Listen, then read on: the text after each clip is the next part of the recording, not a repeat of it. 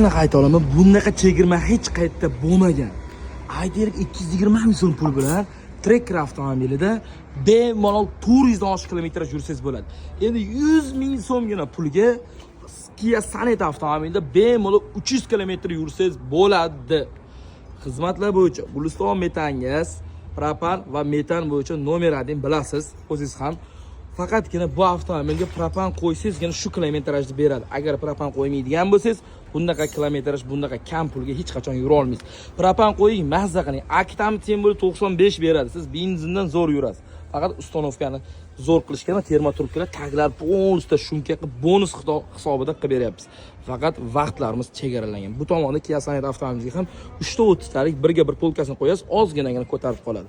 Kimgadir propan yoki metan xizmati qiziq bo'lsa, biz sizga taklif qilamiz va nomerdan oldin propan metan qo'yishingizni. Chunki nima uchun? Agarda siz nomer qo'yadigan bo'lsangiz, yana qaytadan texpasportda almashtirish kerak bo'ladi. Kia Sonetga qaytarib o'tamiz. Spetsialni o'zini uchun original miyalar kelgan. Shu miyadan qo'ysangizgina bu avtomobil zo'r yuradi. Ya'ni Dual Jet 48 ga to'g'ri. Undan boshqasi bekor. Agar poddelkasiga uchrab qolsangiz, bu mashinalar yaxshi yurmaydi. Poddelkasi kamida 1 million arzon bo'ladi. Ahamiyat berib qo'yasizlar. Mana shu miyalardan spetsialni qo'yish kerak.